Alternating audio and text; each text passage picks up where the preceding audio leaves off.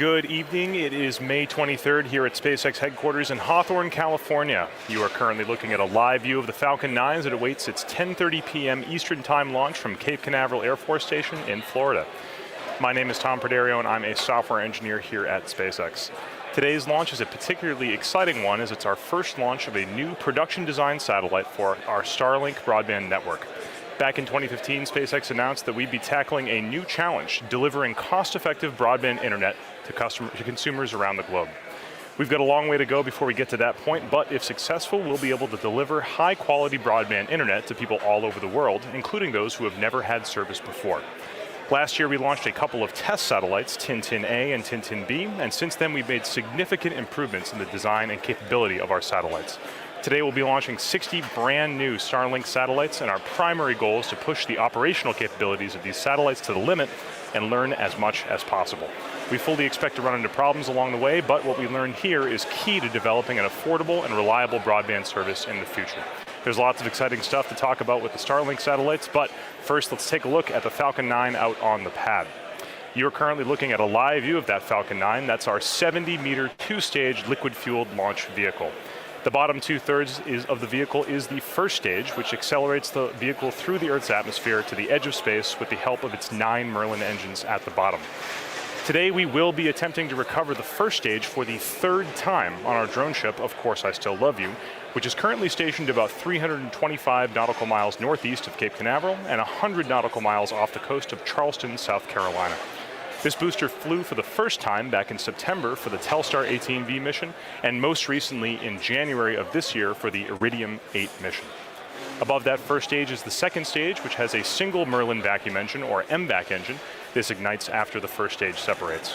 The second stage is what will carry the Starlink satellites to an altitude of 440 kilometers above the Earth's surface. From there, they will use their onboard propulsion systems to move up to their operational altitude of 550 kilometers. It's also worth noting that these satellites are going to a low Earth orbit, which means they do not stay in one place like a geosynchronous orbit, but rather they move in relation to the Earth. Inside the fairing, you can see on your screen right there, is a stack of 60 satellites safely enclosed in its 17-foot diameter. This is the pointed nose cone on the very top of the rocket, that fairing. The fairing protects the payload from aerothermal loads, heating, and contamination during ascent. Once we reach the vacuum of space, we'll be jettisoning the fairing as the second stage continues on its journey to orbit.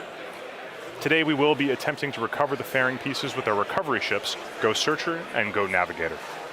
The Falcon 9 rolled out to the pad with the payload last night and went vertical this morning. The chief launch engineer held a technical poll at T-1 hour, and the launch director held a propellant load and launch go, no-go poll at T-minus 38 minutes. The Falcon 9 has begun loading propellants and has been doing that since T-minus 35 minutes. Currently, the rocket-grade kerosene, or RP1, is nearly fully loaded on the first stage, and the second stage is fully fueled. Liquid oxygen, or LOX loading, is currently underway on both stages. At T-minus 7 minutes, the engine chill will begin. This is where we allow a small amount of that super cold liquid oxygen to flow into the Merlin engine's turbopumps prior to the full flow of LOX into the vehicle to avoid any thermal shocks to the system. Finally, the transporter erector, which is that white tower you can see on the side of the rocket, will retract away from the rocket slightly, just around T-minus 4.5 minutes. This provides clearance for the Falcon 9 to lift off. As for the spacecraft inside that fairing, at T-minus 15 minutes, the Starlink spacecraft finished transitioning to internal power. The vehicle remains healthy and is currently tracking no issues for tonight's launch. The weather's also looking great. No issues with ground level or upper level winds today. No clouds or lightning rules to violate. The weather is looking fantastic for tonight's launch, and the range is also go and is prepared to support today's mission. We can continue to count down to liftoff in just about 9 minutes. If for some reason we do have to call a hold on today's launch, we will have a backup opportunity for tomorrow, May 24th at 10:30 p.m. Eastern Time.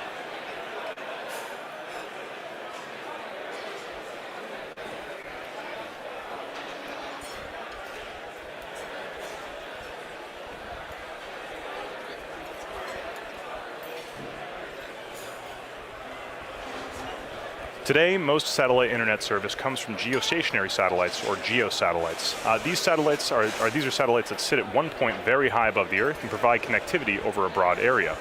The main drawback of this setup is that you have a higher latency or delay in the signal provided because they're so far above the Earth. Satellites like this are also generally more expensive to produce and launch. Low Earth orbit satellites are much closer to the Earth and so have much lower latency or delay in their signal. The satellites are also smaller and less expensive to launch. Here you can see an animation that represents how the Starlink constellation operates. Again, you have a high number of satellites in constant motion covering all parts of the globe. And since they're so low to the Earth, that latency or the delay from the signal going from the ground to the satellite and back down to the ground is much lower than a geostationary satellite. We've learned a lot over the past year and have had a lot of fun testing out the capabilities of those two test satellites. We successfully communicated with ground stations to run 4K video and even play video games over the link. And we also partnered with the Air Force Global Lightning program to demonstrate how over 600 megabits per second of throughput to an aircraft in flight, which is super exciting for those of you who travel frequently. The bulk of our team working this project is based in Redmond, Washington, and watching today's exciting launch, as you can see on your screen right there. They're just as excited as we are in Hawthorne to see this rocket take off tonight. As I mentioned earlier in the webcast, this is our first launch of a production-designed satellite system as part of our effort to launch a next-generation broadband internet satellite constellation. This will be, fun fact, this will actually be the heaviest payload ever flown on a Falcon 9 rocket, weighing roughly 30,000 pounds. Each of those individual 60 satellites weighs about 227 kilograms or 500 pounds each. So while they're smaller than a typical communications satellite, they're still pretty sizable when you stack them all together. And that flat panel design maximizes space, allowing for a very dense launch stack, as you can see right on your screen right now, to take full advantage of that Falcon 9's launch capabilities. Starlink is also the very first Krypton-propelled spacecraft ever flown. Aside from being the native planet of Superman, Krypton also happens to be a nice blend of cost-effective and efficient propellant for ion propulsion. These ion thrusters enable the satellites to orbit raise, maneuver in space, and deorbit at the end of their useful life. The satellites also have a singular on-orbit solar array. This is one larger panel instead of two, which minimizes potential points of failure. Solar cells are standardized and easy to integrate into the manufacturing process. The Starlink satellites are also equipped with an autonomous collision avoidance system. To our knowledge, this is the first of any satellite constellation ever. The satellites use inputs from the Department of Defense's debris tracking system to autonomously perform maneuvers to avoid collisions of space debris and other spacecraft. This capability reduces human error, which allows for a more reliable approach to collision avoidance. In addition, 95% of all the components on the satellites are demisable, which means that when these satellites are at the end of their life, they will be naturally slowed by the Earth's atmosphere and ultimately be vaporized into dust as they re-enter. At 95% demisable, the satellites exceed current safety standards, and future iterative designs will go even further, shifting to a 100% demisable material design. Also, while flying at a lower altitude of 550 kilometers, we ensure that the satellites will quickly and easily demise at the end of their life cycle. Once they reach the end of their life, the satellites will utilize their onboard ion propulsion system to deorbit over the course of a few months. In the unlikely event that a propulsion system becomes inoperable, the satellites will naturally passively decay because of atmospheric drag within 1 to 5 years, which is significantly less than the 25-year industry standard for low Earth orbit, or the thousands of years required if you're at a higher altitude. We are currently just about T-minus 5 minutes until liftoff. Falcon 9 is moving into the final stages of its countdown. The first and second stages are both fully loaded, nearly fully loaded, with 1 million pounds of kerosene fuel and liquid oxygen. The first stage should finish prop loading at about T-minus 3 minutes, and the second stage will finish just after at T-minus 2. We're approaching that T0 mark quickly, so we'll listen into the countdown momentarily. At T-minus 60 seconds, be sure to listen in for the call out that the Falcon 9 is in startup. This means that the rocket's autonomous internal flight computers have taken over the launch countdown. The Starlink payloads in that fairing continue to be healthy, and the F9 team is currently tracking no issues aboard the rocket. Weather looks great for tonight's launch out of the Cape, and the range is green for launch. So with no issues, let's listen in to the countdown net for the final 4 minutes.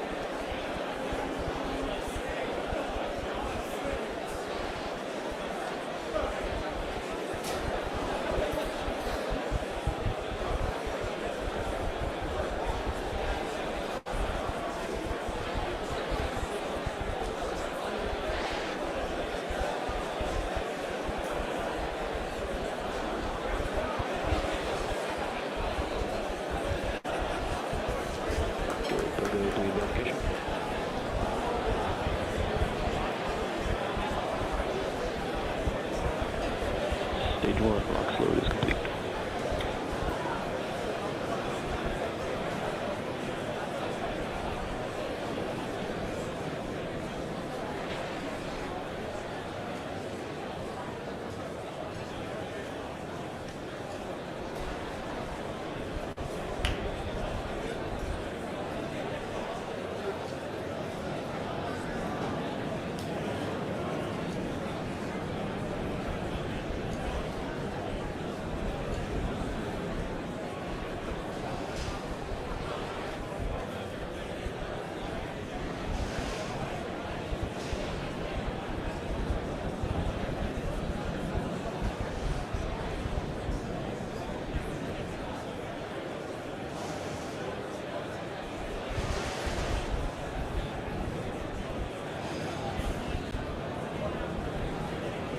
Stage 2 LOX load is complete.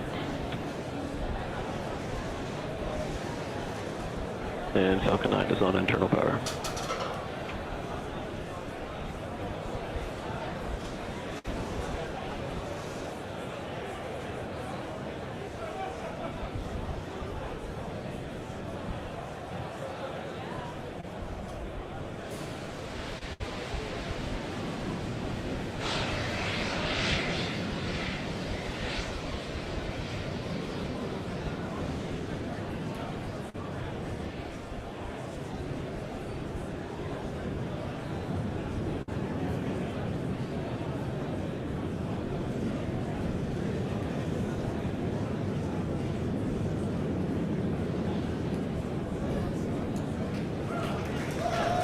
And Falcon 9's in startup. Gas closeout's complete. Stage 2, press for flight. Go for launch.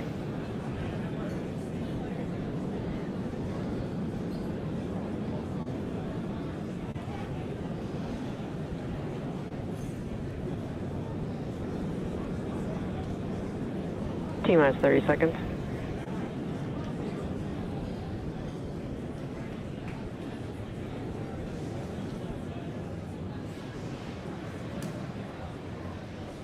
Stage 1's at startup pressures.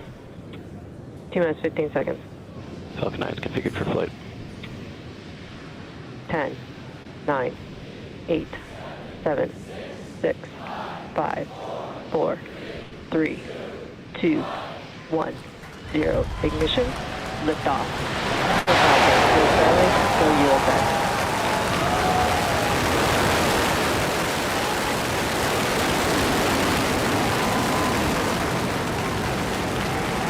Vehicles pitching downrange.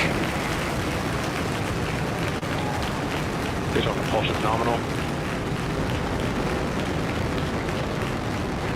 Pad operation securing, step section 59 on LVNet.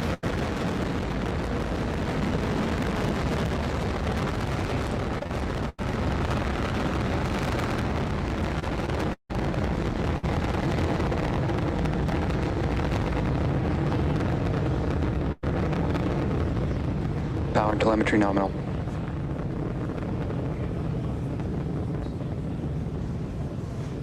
You are watching the Falcon 9 as it ascends through the Falcon 9 atmosphere is carrying the supersonic. SpaceX Starlink payload of satellites. Coming up in just a few seconds here, the vehicle is going to be passing through max Q. That is the point of maximum aerodynamic pressure on the vehicle. Let's listen for that call out. Vehicle is experiencing maximum aerodynamic pressure.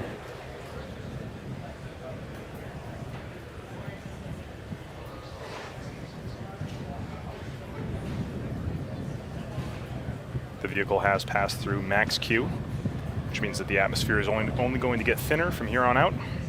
Coming up shortly at T plus 2 minutes and 35 seconds is going to be, or excuse me, T plus 2 minutes and 32 seconds is going to be MECO. That stands for main engine cutoff. That's when those 9 Merlin engines you can see burning on your screen right now will shut off or cut off. Shortly, only a few seconds after that, will be stage separation at 2 minutes and 35 seconds, quickly followed by SES1. That stands for second engine start 1. That's when that single Merlin vacuum engine will ignite after stage separation. All telemetry looks nominal from that first stage right now, and trajectories look good.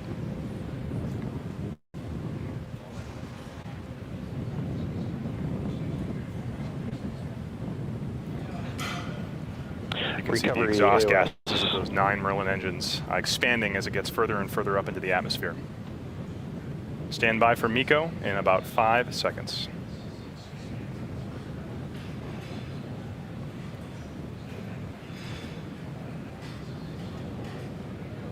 Stage separation confirmed.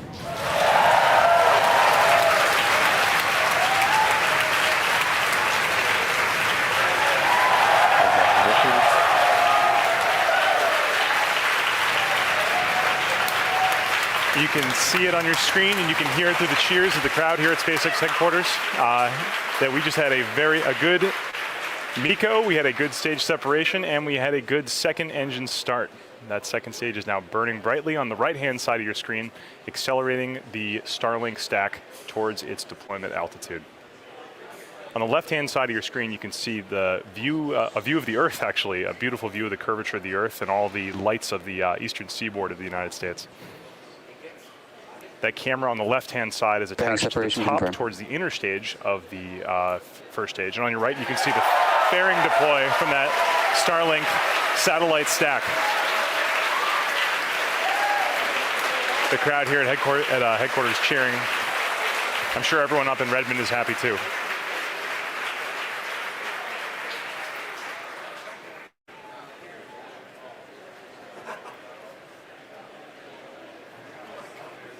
So at this point in the mission, there are 2 things happening simultaneously. On the right-hand side of your screen, you can see that's the SpaceX Starlink stack right there, now exposed to the vacuum of space that we've jettisoned that payload fairing from the top of the rocket.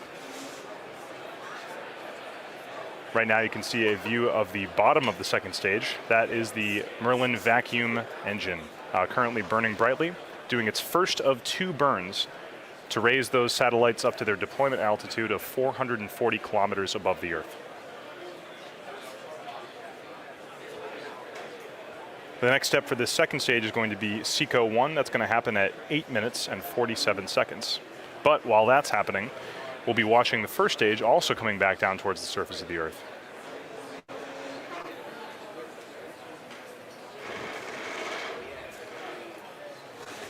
This will be the 3rd time that we have attempted to recover this first stage, this particular first stage. Those of you who have seen previous landing attempts may notice that we are not doing a boost back burn today. This is because boost back burns are typically used to cancel out the horizontal velocity of a first stage as it goes away from the launch pad and then bring it back towards the Cape. For tonight, we're doing a drone ship landing on Of Course I Still Love You, so we just positioned the drone ship out in the Atlantic Ocean to catch it at the end of its trajectory. No need for a boost back burn here. Without a boost back burn, the next step coming up for the first stage will be the entry burn at T plus 6 minutes and 23 seconds.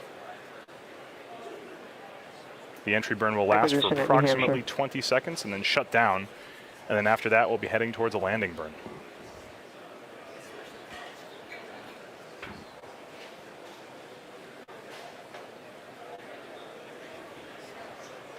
All telemetry looks good from that second stage as it continues to pick up speed towards that intended deployment altitude.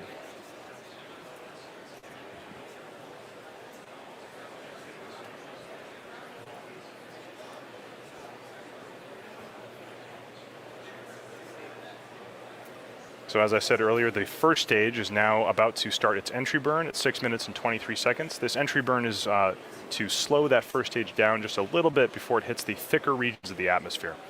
You can see the camera on the first stage on the left-hand side of your screen right now. It's dark, but in a few minutes, those Merlin engines at the bottom of that first stage will light up, and there they go. Entry burn has started. That is the start of the entry burn.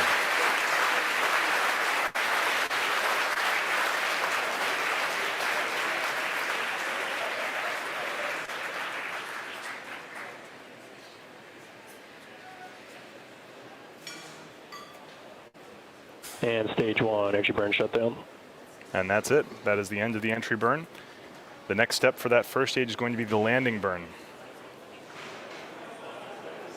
You can see some aerodynamic flows past those grid fins right now on the first stage as it gets into the thicker and thicker regions of the atmosphere. Those grid fins stabilize the first stage as it heads back down towards the deck of Course I Still Love You.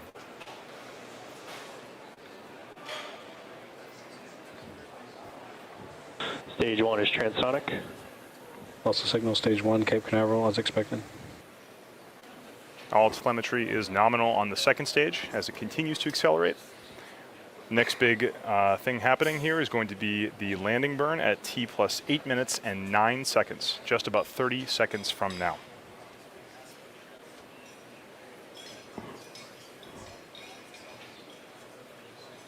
For those of you just joining us, we did have a successful liftoff at 10:30 p.m. Eastern Time from Cape Canaveral.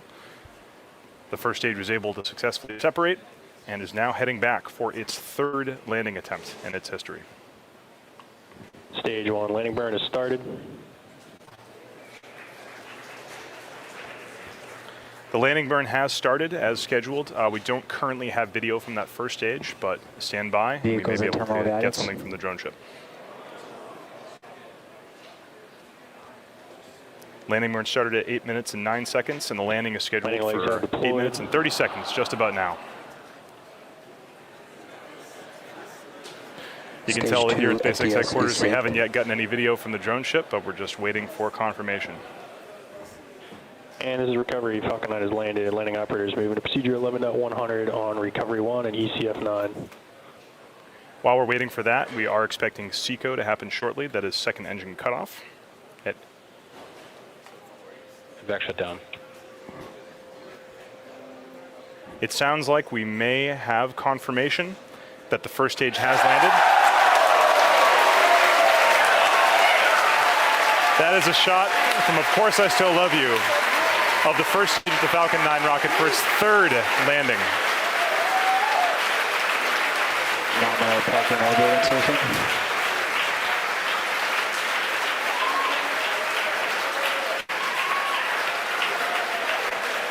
Always great to see those first stages come back. While that was happening, we did have our second engine cutoff 1. That's the end of the second stage's first burn. And we did have confirmation of a good orbit for that second stage. Right now, we're about to enter a coast phase, so we are going to take a quick break, but we're going to leave you with an animation that shows where we are in the coast phase. We will be back at about T plus 45 minutes into the mission for a second stage relight, followed by another short coast phase, and then payload deploy. Hopefully we'll be able to bring that deployment to you live on the webcast, so we will see you back here in about 35 minutes. Don't touch that dial.